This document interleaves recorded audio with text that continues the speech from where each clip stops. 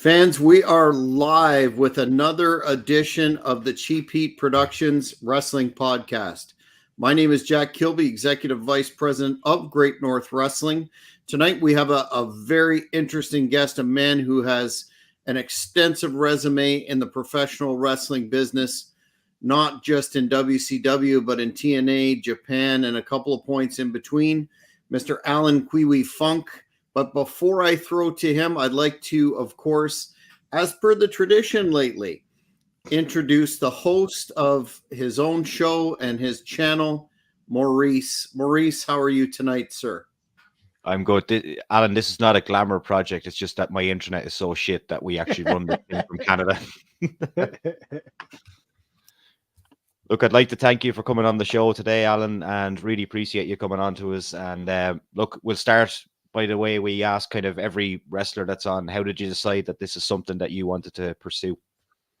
You want this podcast or the wrestling? The podcast was months of begging. Now, you're talking about wrestling, right? Yeah.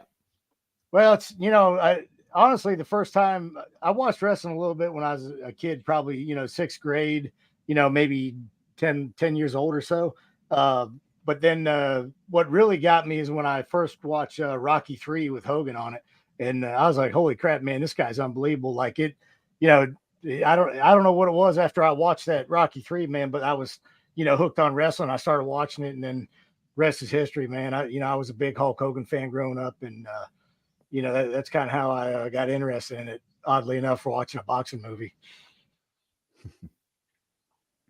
In terms of the decision that you had to pursue the career or wrestling as a career, was there an initial moment, or it's just something that you kind of laid all the groundwork for leading into? Yeah, no, I mean, like I said, once I watched that movie, man, Rocky III, I was pretty much hooked. And you could ask anybody I went to high school with, the whole school. I grew up in a small town, Alliance, Ohio, so everybody, knew everybody. The parents knew everybody, and everybody I went to high school with could probably tell you I wanted to be a pro wrestler from probably that point on. And I always told everybody I was going to be, in either an actor or a pro wrestler. So I kind of did both. So, I don't know. I just knew that it's what I wanted to do, and I was going to do it. Tremendous. Can you talk about how you came to, two-part question, how you came to train at the power plant and your experiences there? Because we've heard a lot about that, some good, some bad. Just be interested in your perspective. Yeah. Well, I started doing indies in Ohio with a buddy of mine, Greg Anderson. We were a tag team, and wrestled some good tag teams. You remember the Batten twins used to wrestle with World Class, and they did in Puerto Rico a lot. So that was like my first match ever in the indies.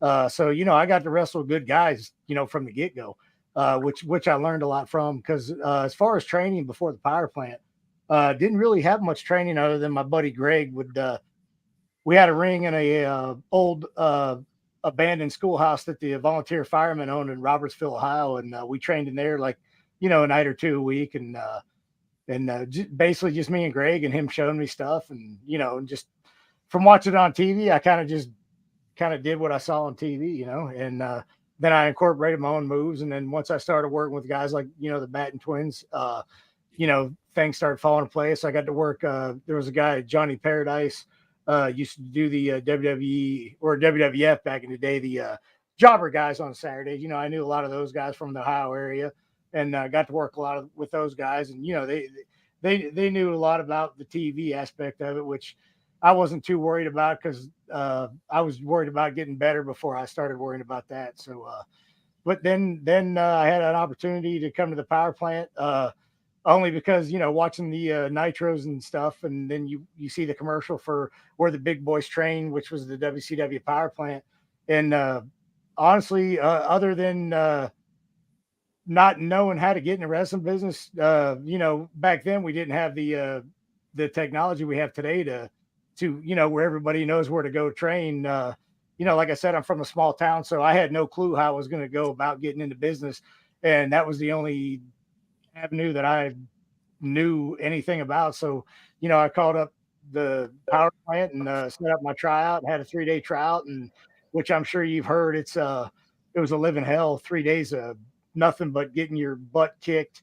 I actually got my nose broken in my tryout. Out of about 17 guys, I was only one that made it through. So it wasn't a fun 3 days. And you see the stuff like the old A&E history of pro wrestling that they had that documentary years back. Honestly, it was one of the most brutal things I ever did in my life, but it was one of the most rewarding as far as dude. After the 3 days, I couldn't even walk, to be honest with you. When I got on the airplane in Atlanta to fly back to Ohio, I honestly didn't know how I was going to make it on the airplane. I was cramping up, couldn't hardly walk without falling down on my face. It was pretty brutal. So the horror stories that people talk about the power plant are probably not even close to what they really are. Some people think they're made up or embellished a little bit, which is not true, because there wasn't too many guys that made it through the power plant. Mm-hmm. Mm-hmm. Do you think that served you well in terms of your navigating the business as compared to some of the lighter touch training that we hear about today at the Performance Center, for example? You know what? If nothing else, it got me a little respect with some of the guys that actually been down there and know what we went through. So a lot of the guys that were doing the TVs at the time, and then we started the Saturday night show, every time we went to the Saturday night shows, nobody wanted to work us, because all the power plant guys were known as, you couldn't blow us up. We all had great bodies, because that's all we did was train every day, 5 days a week. So, we were in top condition, and I remember Billy Kidman and guys like him backstage, and they're like, dude, we don't want to work you guys. Like, you guys got to work yourselves, because you guys, we'll get blowed up. We can't hang with you guys, which is, they might've been kidding around when they were saying that. It's not that they didn't want to work us, but it was kind of a compliment too. So, we kind of took it as a compliment, because, let's face it, there were some big guys in WCW and guys that were in shape, and when they give you compliments like that, it means something. So as far as the learning the business aspect of, I'll be honest with you, man, WCW, we didn't really learn any of the business. We kind of learned as we went. I don't know if they actually thought we were ever going to make it on TV or not. They kind of just start throwing us on TV, they give me the Kwee-wee gimmick, which they didn't have a clue what they were doing with it. Same with a lot of the other guys, other than the Natural Born Thrillers. That was about the only, group of guys from the power plant that actually had some kind of direction in their what they were doing with them every week on TV. Because if you watch, say there was 12 segments of Nitro, if you watch it, you remember back then, the Natural Born Thrillers were on probably 9 or 10 segments. So, they kind of had an idea what they wanted to do. And, I had a little bit of direction, but not, and like I said, as far as the business wise, we just learned as we went, man. We learned how to, navigate our way through the airports, and I'm, getting rent a cars and going from town to town and this and that. No one ever really taught us any of that. Yeah. A lot of people say, and they look back at WCW and they make kind of comparisons now to AEW. What was it kind of like working in WCW? Was it always an organized environment, or was it a bit all over the place, like some people say?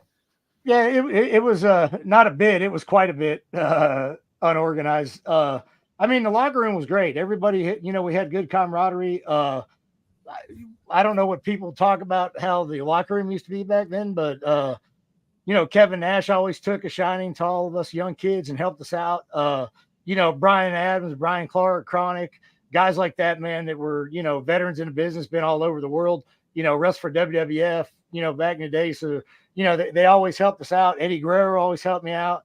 We didn't get our rooms paid for back then. So a lot of times Eddie Guerrero, Brian Clark and Brian Adams and a lot of these guys, top guys, treated us good, and they would give us their rooms because, they would travel, they'd go to the next town, they'd let us have their rooms for the night. So, all that stuff helped us out and, kind of taught us, that they were passing down respect to us. And that's how, we needed to treat people coming up after us.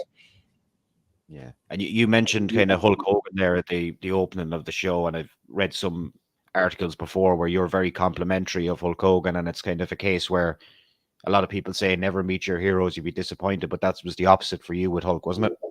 Yeah. The first time I met him, there was the first loop we were on, a house show loop. I was wrestling Kid Romeo, which became the cruiserweight tag team champ with Felix Skipper on the last pay-per-view, if nobody remembers his name. Yeah, man, when I met Hulk Hogan, we were on that first loop, and I met him in Columbus, Georgia at a house show. It was a Sunday evening. And I seen him in the hallway, and I was like, man, I got to show him respect. I got to go introduce myself to him. And he was with Nick, and Nick was a pretty young kid at this point, because this was in like 98, 99.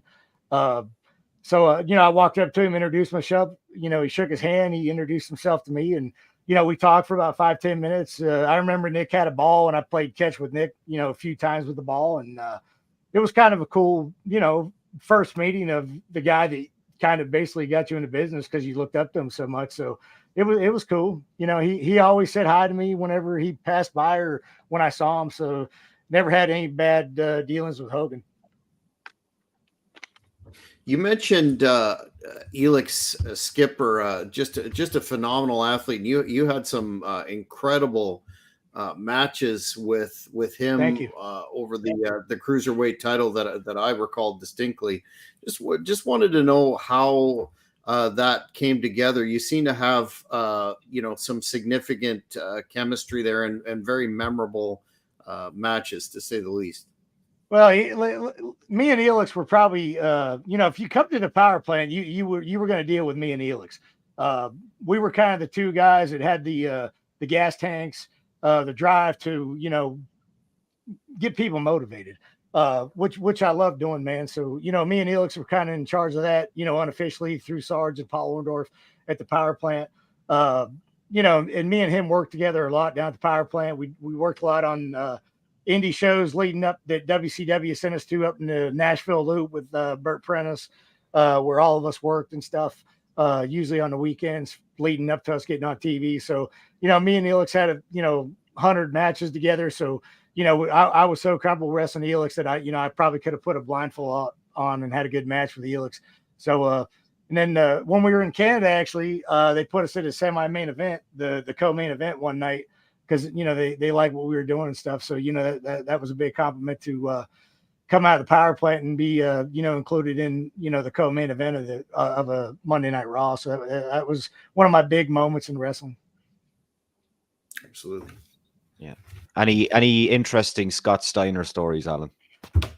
You know what? I actually love Scotty to death, man. Even though he's from Michigan, I'll let him pass on that one. But Scotty, I think, is misunderstood in a lot of ways. He likes to keep to himself. He's a pretty quiet guy. I don't know why, but the old thing, people want to see how tough they are. And Scotty, who better to do with Scotty Steiner? Because if you beat up Scotty Steiner, you probably were going to be considered to be a tough guy. So that's the only thing I could think of. People messing with this guy, like, I don't know why you'd want to mess with Scotty Steiner. But Scotty was always a great guy to me when I was over in Australia with him with the WWA. We hung out a little bit, and he took a liking to me. I always had respect for Scotty Steiner, and honestly, I've never been involved other than when he had that deal with Diamond Dallas Page backstage where they went at it. I've never seen anything negative backstage or otherwise with Scott Steiner, man. Nothing but good things to say about Scotty. Yeah. I actually enjoyed when he got his WWE run as well. I'm not probably one of the only ones that enjoyed it, but I really did enjoy it, and I was happy for him as well. Oh, yeah, me too, man. Like I said, I always got along with Scotty and Rick. Rick kind of rode me a little bit in WCW, kind of tested me a little bit, but I think that had something to do with Paul Orndorff, because him and Paul Orndorff are good buddies, and I think maybe Paul set something up with him one night in the locker room to try to see what I was going to do. But the Steiner brothers, like I said, even though they're from Michigan, I'm not going to hold that against them. But pretty good guys. Excellent. Wanted to ask you about the origin. When you came in, you used your name and some other names, but how did the Kwee-Wee character come about? How was that pitched to you? And also that really cool pairing with Paisley Charmel. Yeah, that was great. I love working with Charmel. So, like I said, we're doing the Saturday night show, and they were trying to find things for us to do because they liked how we worked. They knew we worked. We did whatever they asked us to do. All Chuck Palumbo, Rick Cornell, Reno, Johnny the Bull, Mike Sanders, all of us down there at the power plant all worked hard, man. We busted our asses, and they saw that. So we stood out when we were at the TVs, and but in a good way. We weren't walking around cocky backstage. Trust me. We had a lot of respect for the guys in the back, and and I think everybody would attest to that if you asked them. But I'm sorry, what was the question again? just how the conceptualization of the Kwee character, how it was pitched to you, and your thoughts. Yeah, so me and Mike Sanders are doing a gimmick on the Saturday night show, and like the Worldwides, we were doing the Double A team. It was short lived, but it was fun. I was Angry Allan, he was above average, so we were the Double A team. The first night we did this, we didn't really have the okay to do what we were going to do. We just thought, you know what, let's take a chance, Mike. Me and Mike were talking backstage. We're like, let's take a chance. Let's call ourselves the Double A team because Arn Anderson was the agent. So we didn't know if we were going to get heat from Arn for doing this or not. But after we did the interview, and believe it or not, at this time, Mike was scared to death to talk on the mic. Until he got into Natural Born Thrillers, he didn't want to get on the mic. So I was on the mic, saying, this is average Mike Sanders. I'm above average, and I'm, Angry Allan. And I said, we're the Double A team. And then I said it took two of us to do what four of you guys could do, and we didn't even need a horse. So it was a pretty good gimmick, and the crowd response was pretty good whenever we did it. And I loved doing it, and I wish they would have done something with it because in my eyes, it was a lot better than the Kwee character. Not that I'm knocking the Kwee character because it got me on TV and, got me doing podcasts like this. So, I'm grateful for that. But I had a lot of fun doing that, the Double A team with Mike Sanders. And so me and Mike were actually walking through an airport. Terry Taylor, Vince Russo is sitting at the gate. So we come up to the gate, and of course we walk up to them and, shake their hands, say hey to them. So then Vince kind of looks at me, and I had my hair spiked up, which is on the picture back here. It was kind of like that. And they were dumbfounded that I actually wore my hair like that out in public. So, which I guess it was a good thing because it got me noticed, right? So Vince said, hey man, I think I got an idea for you. So he in the airport, he told me to go to the after the loot we were having, he told me to go to the mall and go to the VHS store, the video store, and get a tape of Saturday Night Live of the Mango character. I don't know if you guys remember that character. It was Chris Kattan, the little skinny guy. Yeah. He did a character called the Mango. So Vince told me to watch his video and then get some of his mannerisms and just watch the video and study it a couple of times. And then when at the next Nitro, he was going to have a talk with me about it. So I went home, got a video, watched it, watched this character and this and that. And so I went to Nitro, had a chat with him, and he asked me what I thought about it. And I said, is it, you want me to act like this guy? And he's like, yeah, something like that. What his idea was, he wanted me to be a wardrobe guy. And mysteriously, men or women had, not that the men were going to fall in love with me, but there was an aura about me where if you walked in a room, I kind of mesmerized you. So I kind of, put a spell on you with my handsome looks, And so that's how Paisley started falling in love with me, because she came in the wardrobe to get her stuff fixed. And, then she was all like mesmerized by the Kwee. And so that's kind of how that started, which, it was a fun character, and she made it better. She was great to have because she was great on the mic. And, Medusa was training them girls how to work at the power plant. So, we incorporated her in some of the matches and stuff. And, overall, she was great to work with.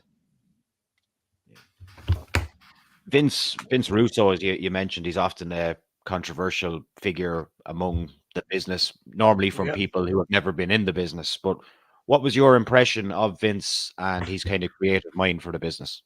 Well, like I always say, everybody's armchair quarterback. They could have done this better. I could have done that better. You know what I mean? But Vince was a good dude, man. He always treated the young guys, the power plant guys, great. Nothing but good things to say about Vince. And he's another guy I think he's misunderstood. When you're in this wrestling business, man, you got to be outrageous over the top. You got to come up with stuff that people wouldn't normally think about. And that's just the wrestling business. So, people don't like Vince Russo for it a lot of times, which is kind of puzzling to me because, as far as the wrestling business goes, I think Vince was come across as one of the normal guys. I mean, he's a smart guy. It's not like he's dumb. Uh, he just gets a bad rap, and for whatever reason, I'm sure I get a bad rap from some people too. But you got to take the good with the bad in this business, and I think Vince does pretty well at taking the good with the bad with this business. But he, like I said, he helped me, start out, get my, chance with the Queeby character, and I can't fault him for trying something like that. And whether some people like it or hate it, it's just I'm stuck with it for life. So I got to make the best of it. Yeah, I met the guy. He was over here for like a meet and greet kind of. He'd done a talk for an hour and a half just about his career and stuff like that. What's And up, Bobby? and then it was actually only a couple of weeks back then, Eric Bischoff was over here doing the same kind of thing where he'd meet the fans, he'd tell some stories. So any impressions of Eric? Oh, I love Eric to death, man. He always helped me out. Always super nice guy. Uh, I was so upset when he didn't get the company because when he came in the WCW the last few months of the existence of WCW, and everybody was pretty excited about it because he was coming in there and he was changing a lot of stuff. He was giving me a pretty good push at the time. He actually, I had a few meetings with Eric. He'd always call me. He called me. We were in Indiana. And Janie Engel, which is the WCW lawyer, came to the locker room and got me. And I kind of got a little nervous, man. She come in there and wanted to see me. And she goes, "Mr. Bischoff, I'd like to see in his office." So, I'm like, oh, back then when you're young, starting out in the business, you don't know whether you're getting fired or you don't know what's going to happen. So I was a little nervous, to be honest with you. So I went and sat down in his office at the arena and we had a good talk. He promised me that he was going to give me a push, and he liked the way I worked. He liked, the way I kept my body in shape. And he told me all this, and he asked me to do him a favor that night, and he asked me to do a job for Rick Steiner. He wanted me to put him over real big because at the time Rick was kind of not taken serious, I guess. From what I understand, they wanted to build Rick Steiner back up. So, I had no problem doing that for Rick because, Rick's a good guy. He always treated me good. And so I put him over real strong that night. And Eric came back afterwards and he loved it, man. He said it was exactly what I wanted. He said, I knew I could count on you. And then he started, we started building a relationship. And he promised me he was going to give me a push and I was going to be one of his top guys. And had he not got the, rug pulled out from under him, I believe he would have kept up with his promise. So, I don't have nothing bad to say about Eric Bischoff. He always tried to help me out. When I interviewed you on one of my other podcasts, the Shooting from the Hip podcast with King Angel Medina, we talked a little bit about the fact that there was a conception in the locker room that Bischoff had the consortium together, was going to take the company forward.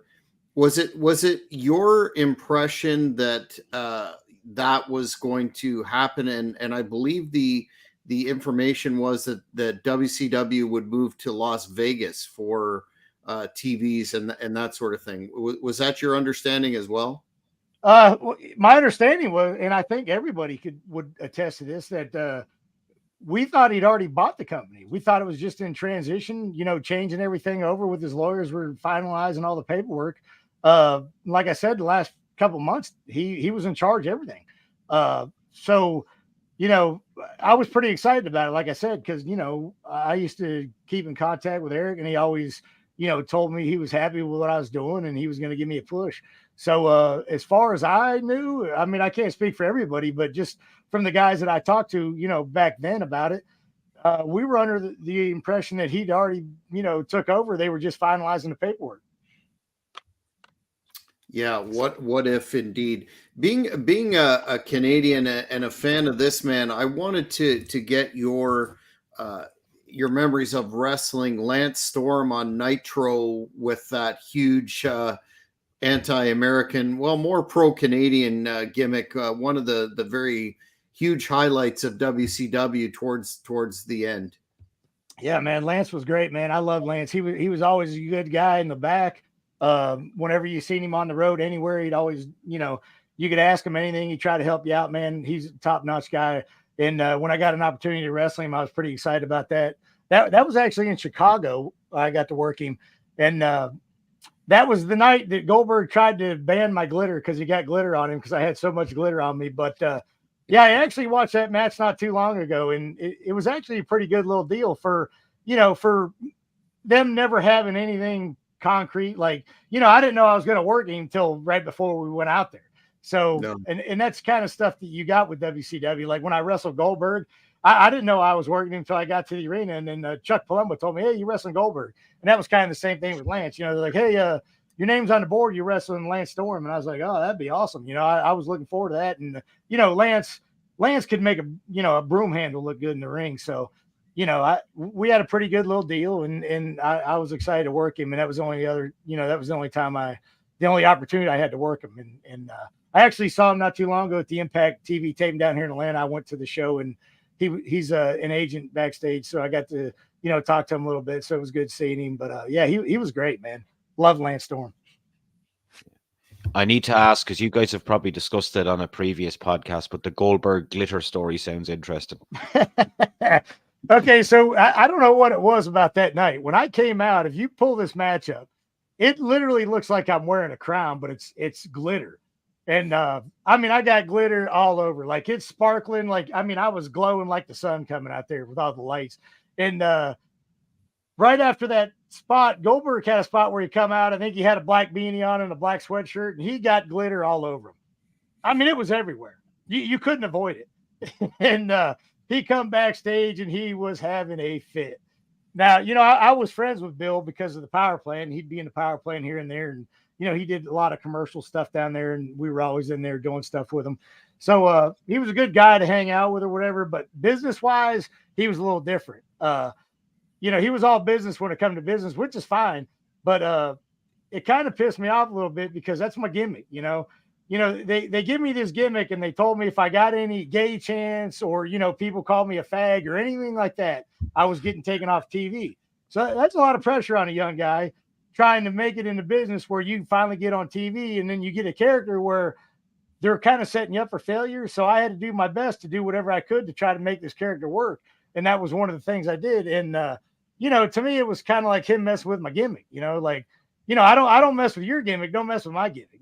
This is how I'm trying to stay on TV and make a living. So it kind of hit me the wrong way. And of course I never stopped using the glitter. So I wasn't going to stop using the glitter just because Goldberg got mad about it. Did he complain to you personally, or was it somebody else? Yeah, he complained backstage to me, and he was saying it was it was BS, and he didn't like getting glitter on him or whatever. But tough, man. That's my gimmick. I'm not gonna stop doing my gimmick just because Goldberg. What if I'd have went to Goldberg and said you gotta quit using that damn that pyro when you come out because it gets all over the place, and then you get it in your eyes and everything. I'm sure he would have loved that if I'd have told him that. But he is Bill Goldberg, and I'm just Allan Funk. But just why would you want to mess with somebody's gimmick like that? So WCW closed. You signed a deal with the WWF to come in and be part of that initial crew. Were you slated to be part of the, in my opinion, very poorly booked Invasion angle, or where did you fit in around that time frame? Yeah, no, I wasn't included in any of that stuff, man, which was kind of frustrating, because nobody knew this was going to happen. Like I said, we thought Bischoff was taking over. I remember the last pay-per-view, the Greed pay-per-view in Jacksonville, which the next night was going to be the Nitro, which would have been the last Nitro ever.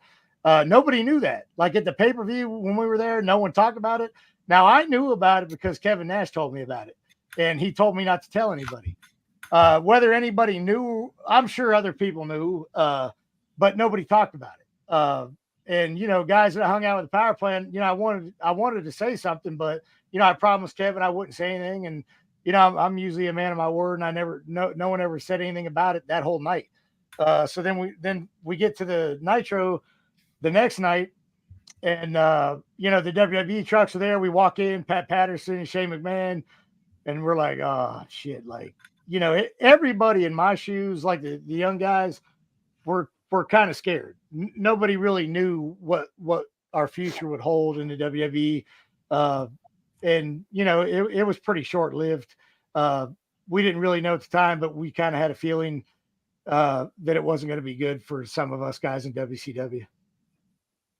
Yeah.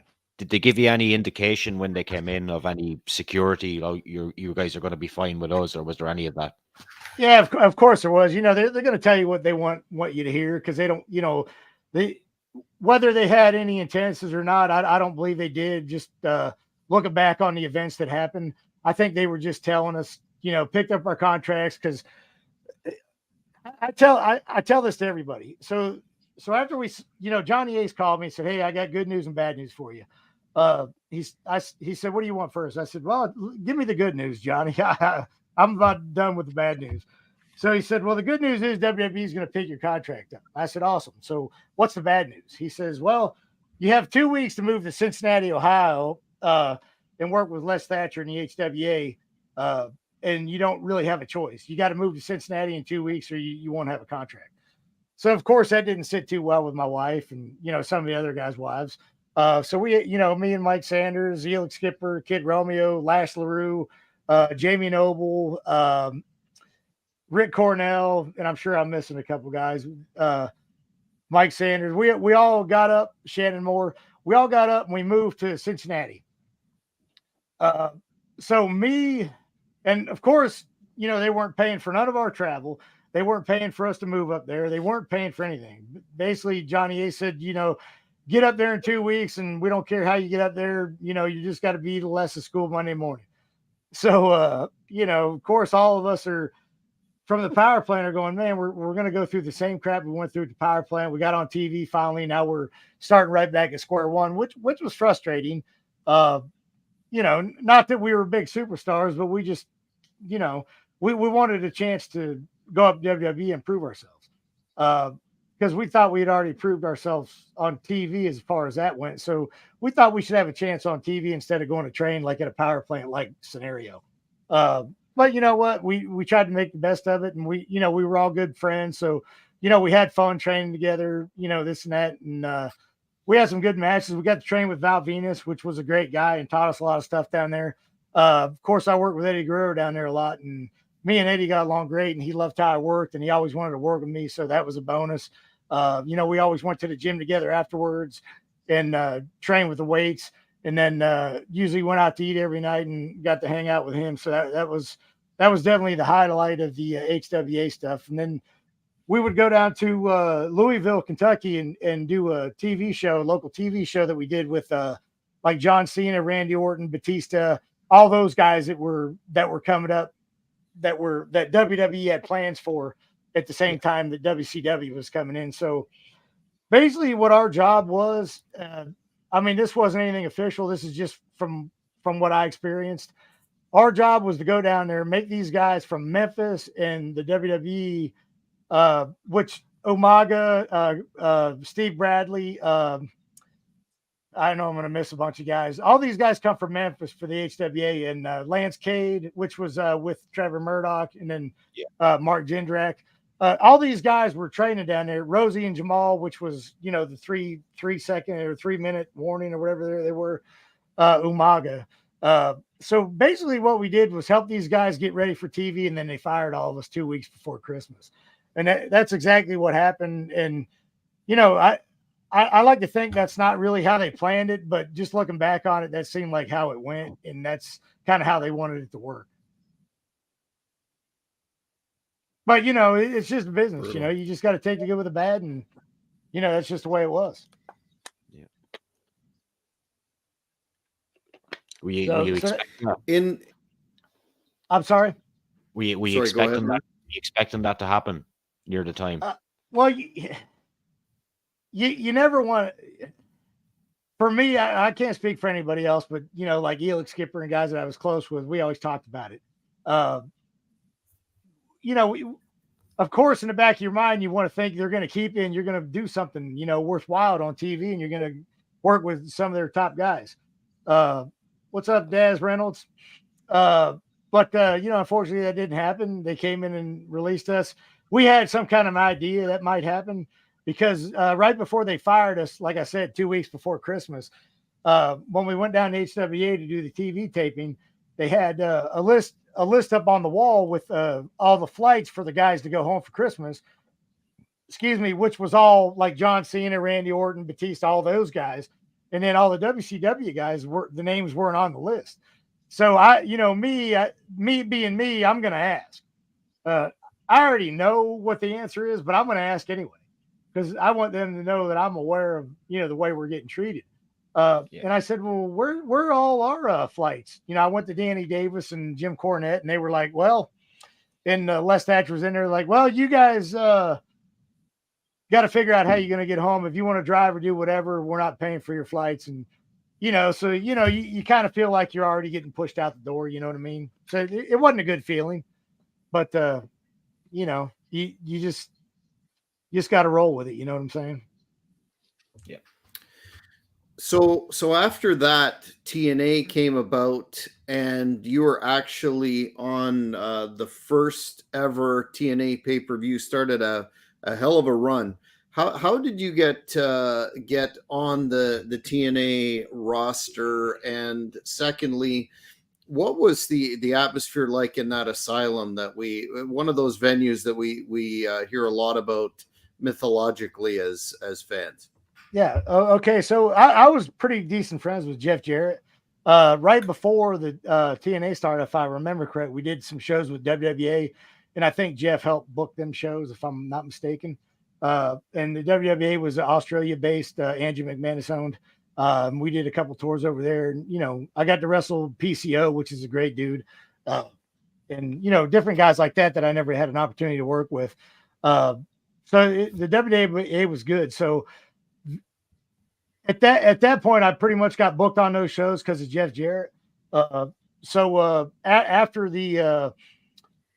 those WWA shows, they were starting a TNA, so I got a call from Jeff, and then he said he told me what the plans were for me and Lenny Lane. He wanted me and Lenny Lane to be a tag team, which was great because Lenny's awesome. He's a great worker. His body was always good. So me and him are a lot alike, and I'm still really good friends with Lenny to this day. I talk to him on the phone all the time. So we were promised going in TNA, we were going to be the tag team champs. They were going to build the tag team division around me and Lenny Lane, which was great, man. We were excited. A new company starting up. We're going to be part of this thing, and we were all in, man. We were excited about it. And of course, that's not the way it worked out because I don't know what it is about the wrestling business that I always want to promise you stuff. I'd rather not be promised anything and kind of work and earn the spot. Not that I didn't do that anyway, but we're promised all this stuff coming in the door. So the first night we wrestled, they had like they had a bunch of stuff going on. They in the beginning of the shows were actually pretty good, but the only problem is they didn't have TV. So you had to buy the pay-per-view, which I think was $10. We did it on a Wednesday night. So back then, not too many people were going to pay $10 every week to watch a wrestling show when they can watch WWE for free. So it was a great company at first, but it was a bad concept. They just didn't have TV. So, going in the first night, me and Lenny were fired up because, they're taking promo shots of me and him. We're going to be the tag team champs. And we were fired up, man. We were really excited about it. So the first night, America's Most Wanted, they wanted to establish them as a tag team. Chris Harris and James Storm, which two great guys, still friends with those guys to this day. They wanted us to do a job for them that night, and which Lenny and I had no problem with. So we did the job for America's Most Wanted. That was kind of like their, starting out match, and they wanted us to, make them look like a good young tag team coming up, which we did. And we had a pretty good match. And, from there, it started getting a little better. They had a tag team tournament, and me and Lenny beat Marcus Bagwell and Apollo from Puerto Rico. Then we wrestled a couple of different matches, and, we went over. We had some great matches. Then it come down to the championship match. We're in Nashville at the arena downtown Nashville. Excuse me. And so that night we're supposed to win the tag team belts. So then Jeff comes to me and says, hey, you guys are going to wrestle AJ Styles and Jerry Lynn, which aren't even a tag team. So we thought, well, they're not even a tag team. Not even sure how they got to the finals. Looking back on it, I'm really not sure. But so we had no problem with it. And then they come back later and tell us that they're going to go over. So we're thinking, this is the big tag team championship, like we're promised, and we're not even going over on a tag team that's actually a tag team, which I don't have a problem doing the job. Don't get me wrong, but it's not at all what was on the agenda for us. So me and Lenny, we see the writing on the wall already. We're like, dude, this is not good. First of all, they wouldn't even fly Lenny from, he was living in Minneapolis, Minnesota at the time. They wouldn't even fly him to Nashville. They flew him to Atlanta, which is three and a half hours from Nashville. And he had to figure out how he was going to get from Atlanta to Nashville. So I live in Atlanta. So I pick him up at the airport and drove him up to Nashville every week because they said I didn't live far enough away to fly. So I had to drive. So having said that, you could probably figure out that they were going to stop using Lenny at this point because they didn't want to fly him in for whatever reason. It was too expensive to fly him into Nashville from Minnie or whatever. So they stopped using Lenny before they stopped using me. But and I was actually wrestling over in All Japan wrestling too at this time. So I'm wrestling at All Japan, TNA, and I'm doing pretty good in the wrestling business still. I'm still optimistic and fired up that things are going to start rolling for me. Then I get hurt over in Helsinki, Finland, and an accident almost killed me. Sonny Siaki smashed my face. So that kind of screwed my progress I was making. Any progress that I had made in TNA is now pretty much over with. They were afraid. They told me they were afraid to use me after I got my face hurt because I was a liability. Whether that was the case or not, whatever. I was still wrestling All Japan after I got hurt. So, and the strong style of Japan, if I can handle getting hit in Japan, I can handle wrestling in TNA. But, it just didn't work out that way. And I never wrestled for TNA after I got hurt.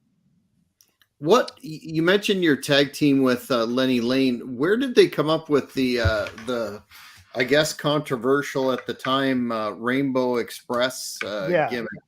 Well, Lenny was in with Lodi, and they did a gay gimmick, and I was doing a gay gimmick with the Kwee-Wee. Not really, but it was a lot of people associated it with being gay. But so I guess they thought that was a great gimmick for us to do. I don't know why they chose that gimmick for us because I always wanted to be, like Angry Allan. If he was Lenny Lane, I was Angry Allan. Like I think we would have been a great tag team either way. But the Rainbow Express had advantages. It was fun to do the gimmick.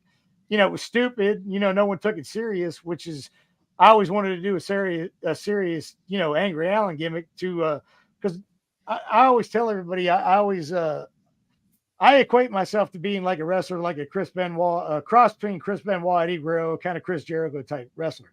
And I always thought I was a good wrestler, man. And I never got to do anything that I really wanted to do in the wrestling business, which was kind of frustrating. I think I could have been a good technical, top guy in the wrestling business had I got a chance to do that. I never got a chance to do that. And I don't think I'm sounding cocky saying that. I just know I was a hard worker and I knew I could have good matches with anybody. And a lot of guys like working with me. So, I just thought I always deserved a better shot than what I got. Now I'm not crying. Don't get me wrong. I'm not crying about it. Just one of them things that never worked out. In terms of the business today, Allan, do you keep in touch with it at all, or what do you like to watch? Very seldom. I actually watched AEW last Friday night. I think they had a 3-hour show on. I like some of the stuff that's on TV, and I dislike some of the stuff. I told you I became friends with Rene Dupree, and I do his podcast quite a bit with him when he does watch-alongs, because otherwise I don't really watch the shows much. And I remember we were watching Raw, and every time we watched Raw, dude, it was brutal. 2 hours go by, there's not even a match on the card. And I was taught the marquee says wrestling. So basically, you do all the other stuff minimal and you wrestle more than you're going to do all the gaga goo stuff. And when you watch Raw now, dude, there's hardly any matches on it. So SmackDown was a little better. AEW was kind of refreshing when it came in, but now they're kind of getting stale in my opinion. And that's just my opinion. Not saying anything negative about it. It's just, to me, like you mentioned earlier, it's kind of like, and there are some guys that work for WCW working in AEW, and it just seems like they're kind of going to got all these guys on contract, and you only see a handful of them. So Big contracts. Sooner or later, bro, like, where are these guys making all this money sitting at home? When are they going to contribute to anything, or when are they going to realize that they're just wasting money? And that's kind of how WCW used to be too, because and I'll give you an example. JJ Dillon came in the power plant one day when I was in Paul Orndorff's office, and he had a list of guys, and he's like, who are all these guys? Can anybody identify these guys? Because, in the wrestling business, it might sound funny, being a business where, you're giving all these guys money, but it's funny because in the wrestling business, a lot of guys don't know people's real names. So I remember the Vianos from the power plant, they would always come down and train with us at the power plant. So he's like, who are these guys? What are these guys' names? And I even forget their names now, maybe Oscar or something. I said, those are the Vianos. And they're like, why are we paying these guys? They haven't wrestled for us for a year.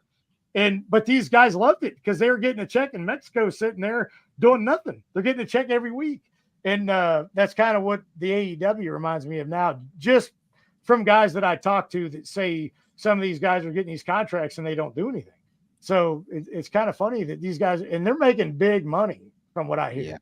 And you're sitting at home doing nothing. Kind of reminds me of Lanny Poffo in WCW, getting paid $500,000 a year and never working one show. Or the Iron Sheik when the contract turned over and nobody realized it. Yeah. Well, I'm sure, the Iron Sheik worked his gimmick a little bit, I'm sure. You mentioned WWA, and I happened to catch a couple of those pay-per-views at the time. Thought the promotion had legs, but obviously in Australia the expense is something else. You had an opportunity there to do the Funkster character. Was that your own sort of brainchild, or did they give you the idea and give you the freedom to run with it? No. See, I like I said, I always grew up liking Hulk Hogan, and to be honest with you, I could emulate him pretty well. So the reason that came about was at the HWA. It was something that I was just doing because they weren't doing anything with me, and I was just wanting to have fun. I was stuck there anyway, so I started doing this gimmick just because it was fun to do, and kind of like a tribute to Hulk Hogan. But from what Kevin Nash tells me, he wasn't too happy with the gimmick. Anyway, I did it. And I didn't do it to make fun of Hulk Hogan at all. That was not my intentions. It was basically to have something fun to do in a place that I was stuck at, that I wasn't happy being at, and I was still getting a paycheck. So I thought, I'm going to do this gimmick, and I'm going to have fun doing it, and it's going to make my time here seem worthwhile. And that's basically why I started doing that gimmick there. But ironically, it got me booked in All Japan, wrestling with Great Muta and Kawada and Kojima and, the top guys in Japan, which, was great for me. It started out kind of like just something fun to do. It was kind of a joke because, I wasn't happy where I was at, and I was trying to do something fun. And, it turned into me becoming really good friends with Randy Savage, doing his music videos, and got me wrestling in All Japan with great talent. And, it actually worked out in the end for me. Just out of curiosity, did Nash clarify why Hogan was not impressed with it? The reason I ask is a friend of the show who's been on Cheap Heat a number of times, Randy Hogan, of course, did a version of the Hulk Hogan thing. And now, did that guy ever wrestle, or he just did off? Just wondering. Yeah. Now, there was a guy over in Japan that did the gimmick for this Hustle. It was a short-lived promotion in Japan. He was Japanese. He actually flew to the States and asked Hogan his permission to do it. So maybe that's why maybe I got heat with him because I didn't ask his permission. I don't know. In the wrestling business, it's not hard to get heat. So I remember I was at the Gold's Gym where we used to work out up in Kennesaw, Georgia, where me and Kevin used to live in Ackworth. And he come in there one day. He goes, dude, Hogan ain't happy with you, man. He does not like that gimmick you're doing at all. And he didn't say why. And I just said, well, sorry, man. Tell him I'm sorry, but it's making me a little bit of money right now. So I think I'm going to keep doing it.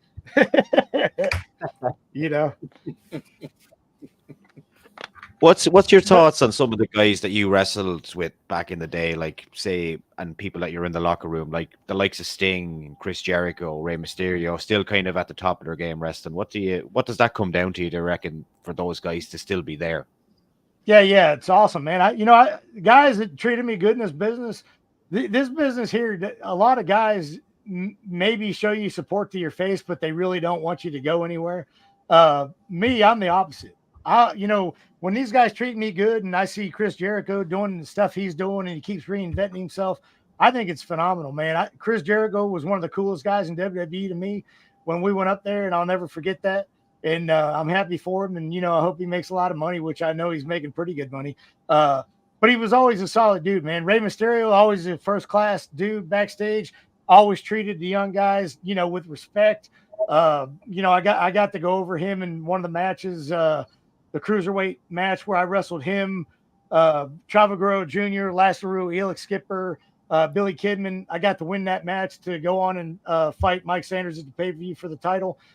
Which I was supposed to win, but they kiboshed that. And that's another one of those promises that, I was promised the cruiserweight title. Fit Finley came over to me when we were in Germany, and when I did that match, and said, we're going to put the title on you at the pay-per-view and this and that, and this is you're going to go over in this match, and never happened. But Rey Mysterio was always a good guy. Sting, I hear he's changed a little bit.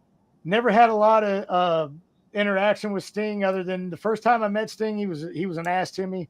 And but the second time that I got to speak with Sting, it was a little bit later in WCW. It was out in California at the hotel, and he actually was cordial to me and nice. But I've heard he's changed a lot, and a lot of people say he's a really nice guy now. Steiners were always good to me backstage. Booker T was always a good guy. Trying to think who all the top guys were back then. Jeff Jarrett was always a great dude.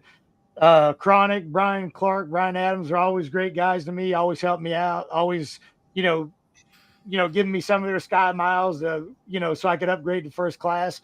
Torrie Wilson was always really cool. Billy Kidman was cool. Conan was cool back in WCW. Pretty much everybody in WCW.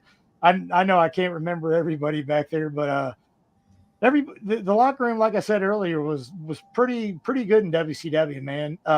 Hugh Morris was always a good guy coming up to the young guys. Actually, the first match I ever had, I wrestled Prince Iaukea on Nitro, and they put me over him. And I remember all the Misfits in Actions, which Jerry Toot the Wall, he's passed away since. But me, Hugh Morris, all the MIAs, Chavo Guerrero Jr., Lazarus, we all got in a circle and they said a prayer for me before I walked out there. So that was kind of cool, That was in Cincinnati, Ohio, and I'm from Ohio. So all my family was there that night, and having them say a prayer for me to walk out and get my first victory on Nitro was pretty damn cool, man. So that was a highlight of my career. And, I always built them out. He was one of the guys. My dad used to come to shows. He used to collect coins, so he gave all these guys a silver Lady Liberty dollar in a plastic coin case. And Hugh Morris is one of the guys that my dad gave that to. Whenever I speak to Hugh, he always brings that up. So it was kind of a cool moment for my career then in Cincinnati, Ohio at that time. Jack. Well, what are you up to lately, sir, in terms of are you still doing appearances, and where can the fans find you on social media to keep up with what you're up to? Yeah, so I just went to New York actually last Sunday and did a signing for KNS WrestleFest. I don't know if you've heard of those guys. Yeah. They got a Facebook page you can check out, but he does everybody that's anybody's been up there doing signings. So I still do signings, and I mean I'll still work. I just don't have a lot of people wanting to book me on matches. I'm not really sure how well the indie scenes are doing today, but I know some of these guys are making pretty good money on the indie scene. So if anybody wants to use me, they can look me up. I'm on Instagram, FUNKALLAN, at Instagram, at Facebook, Allan Funk 5 on X, Twitter. Just hit me up. I'm not very good at checking my messages all the time, but I do check them. And, I could check them 4 days in a row and then I might not check them for a week, so, but you know, I'm still in pretty good shape. I'm 52 years old, but I'm in the gym 5-6 days a week, still training. So still 220 pounds and still in good shape. So if anybody wants to use, actually, me and Mark Jindrak were trying to hook up with Renee and his tag team partner and try to do some indies with them, but so far we hadn't been too successful at that. Well, want to thank you, Allan, for your time coming on the Cheap Heat Productions Wrestling podcast. But I'm going to throw to Maurice for his final words. All right. Yeah, I'll just echo what Jack said there. Really appreciate your time, Allan. We might get you on again because there's a lot to discuss that we haven't discussed even. Yeah. So, and actually, I actually started doing my podcast again. It's called Get Funk Podcast. Right now, I'm just piecing stuff together and putting it on the YouTube channel and trying to get some subscribers and stuff like that. So, if anybody wants to check that out, it's the Get Funk Podcast. You can check it out on YouTube, and hopefully, we're gonna have some good guests on there. And I'm actually working on Goldberg on there. He owes me a favor for doing that spear for him. So he told me that night he owed me a favor, and I haven't got a favor back from him yet. So let's see if we can get him on my podcast. Excellent. Yeah. You send I over appreciate your you guys having me on here, though. I'm sorry, Maurice. I didn't mean to cut you off, buddy. No, you're great. Will you send your podcast to me in the DMs? I'll pop it underneath this video so people can go directly to it. And just don't mention the glitter to Bill when you're asking him for the favor. Yeah. Well, he owes me a favor either way. So you know what? I might just have glitter on the show. But yeah, thanks for having me, guys. I appreciate it. Well, man. Fans, that's it for another edition of the Cheap Heat Productions Wrestling Podcast with the esteemed Mr. Allan Funk. Keep up with him on social media and we will definitely keep in touch and make sure that we have you back, time permitting, in your busy schedule. Thanks again, sir. Yes, sir. Thank you, guys. Thanks, Allan. Yes, sir.